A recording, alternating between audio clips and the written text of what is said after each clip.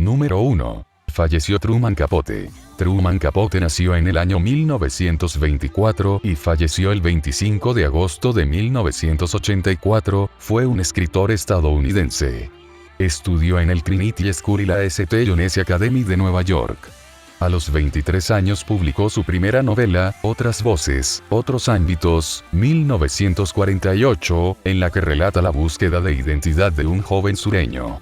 Cabe citar además Un árbol de noche y otros cuentos, 1949, El arpa de hierba, 1951, Se oyen las musas, 1956, y Desayuno en Tiffany's, 1958.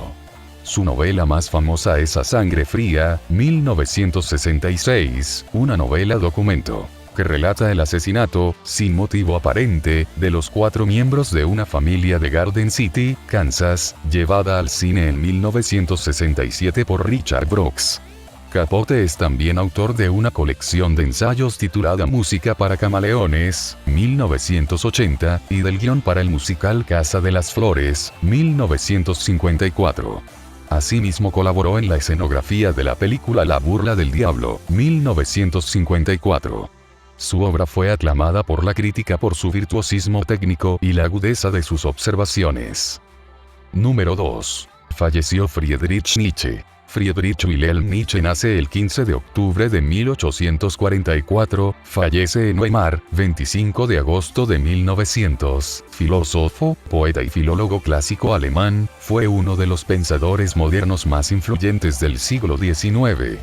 Realizó una crítica exhaustiva de la cultura, religión y filosofía occidental, mediante la deconstrucción de los conceptos que las integran basada en el análisis de las actitudes morales, positivas y negativas, hacia la vida.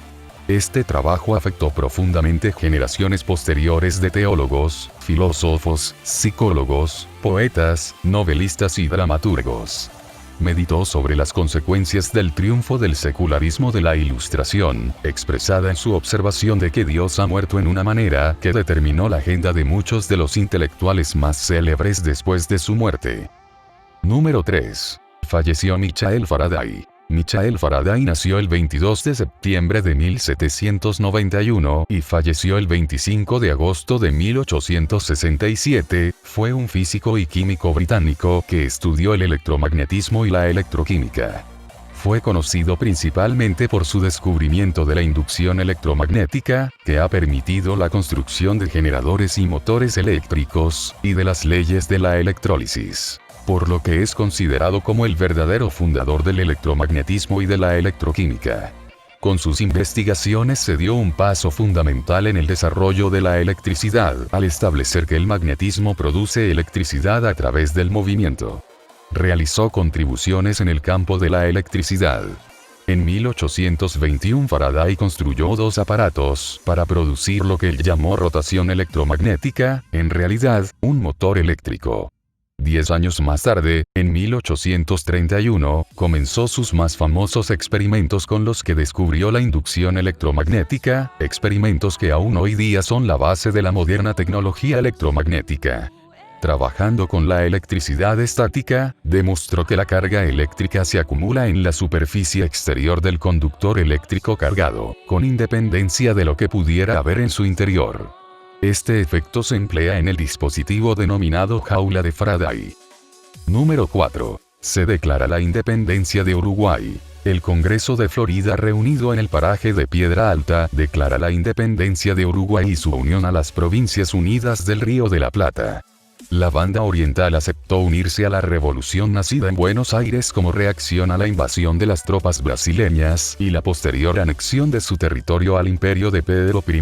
La decisión de formalizar su separación de España estaba apoyada además en el deseo de los 33 orientales liderados por José G. Artigas de resistir la ocupación brasilera e impulsar el federalismo en la región rioplatense.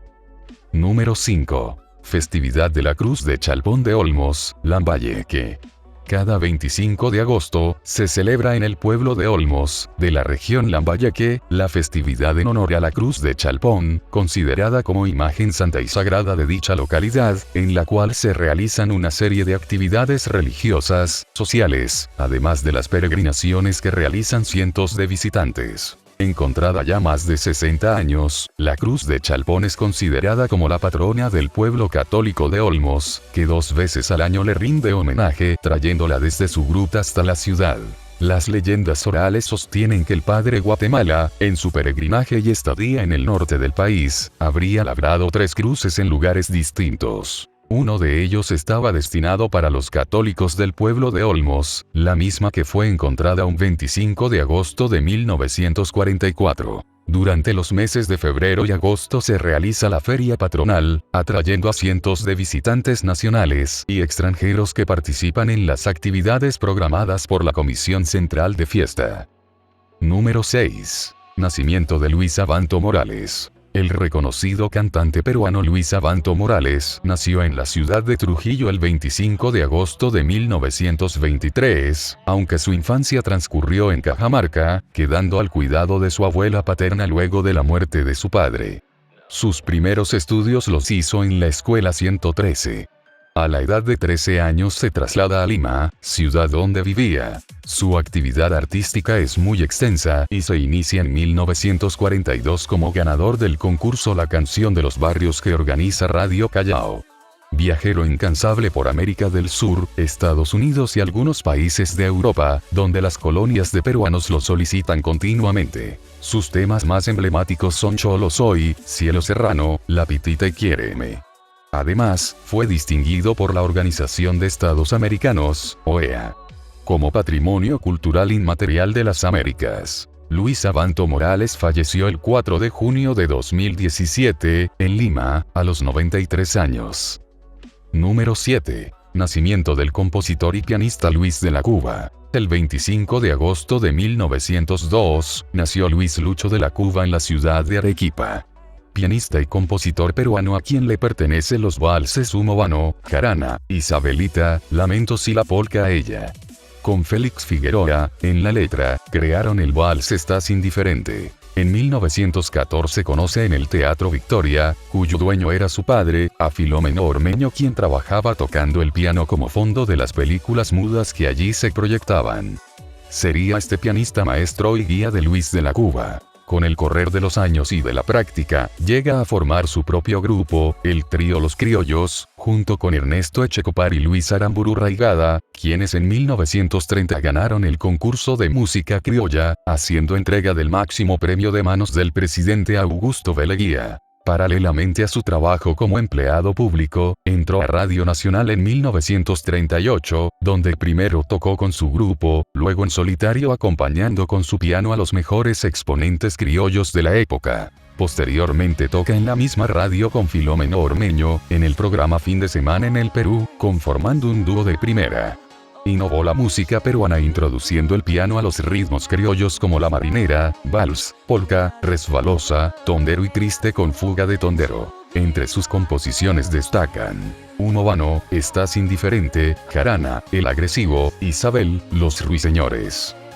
Número 8. Nacimiento del mariscal Luis José de Orbegoso. Luis José de Orbegoso, nacido el 25 de agosto de 1795 en la hacienda Chuquizongo, La Libertad, fue un militar y político peruano que participó en el proceso de independencia del país. Fue presidente constitucional del Perú de 1833 a 1836, y presidente del Estado norperuano, integrante de la Confederación Perú-Boliviana, entre 1837 y 1838. Desenvolvió su carrera política durante una etapa de profunda división social y continua guerra civil, por lo que en varios momentos de su gobierno constitucional, coexistió con los de los militares golpistas Pedro Pablo Bermúdez y Felipe Santiago Salaverry. Número 9. Golpe de Estado de 1930. El 25 de agosto de 1930, se dio el golpe de Estado por parte del comandante Luis Miguel Sánchez Cerro al entonces presidente Augusto B. Leguía, quien había gobernado autoritariamente al Perú durante 11 años. El 22 de agosto, la guarnición de Arequipa se sublevó a órdenes del comandante Sánchez Cerro, cuyo pronunciamiento fue redactado por José Luis Bustamante y Rivero. El movimiento revolucionario se propagó por el sur del país. Para dominar tal situación, Leguía pretendió formar un gabinete militar, pero en las primeras horas del 25 de agosto, la guarnición de Lima le pidió su renuncia. Leguía aceptó y renunció al mando, que quedó en manos de una junta militar de gobierno presidida por Luis Miguel Sánchez Cerro, quien fue recibido apoteósicamente en Lima, mientras que Leguía fue trasladado a la penitenciaría. El levantamiento de Sánchez Cerro fue uno de varios que se dio en el país durante el oncenio de Leguía, sin embargo, fue elegido por los insurrectos para gobernar al Perú.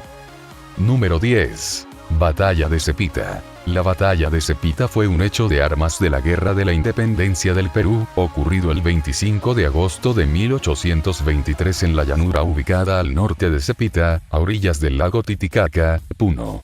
La infantería peruana que inició el ataque fue rechazada por su contraparte realista, cuyo general, viendo una magnífica oportunidad para cargar con la caballería a los infantes que se retiraban en desorden, ordenó que ésta se lanzara al ataque. Pero Santa Cruz dispuso también que la caballería patriota cargara sobre la realista e impidiera que sableara su infantería en retirada. El choque fue favorable a los jinetes de Santa Cruz, que arrollaron a la caballería realista y la obligaron a volver grupas a donde se encontraba su infantería, tomándole muchos prisioneros en la persecución. Aunque Santa Cruz infligió mayores bajas a sus contrarios y desmoralizó a su caballería militarmente, se trató de una batalla indecisa donde ningún bando logró obtener una ventaja decisiva. Aún así, Santa Cruz fue nombrado mariscal de Cepita por el gobierno peruano, al tratarse del primer encuentro bélico favorable a las armas de la República tras las desastrosas derrotas de Torata y Moquegua los meses anteriores.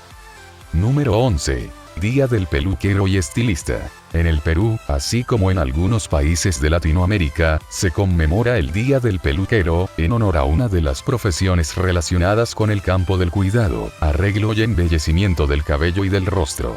Como referencia histórica, se dice que este oficio antes era ejercido solo para la nobleza, que en el siglo XIII utilizaba en Europa grandes pelucas, sobre todo en Francia.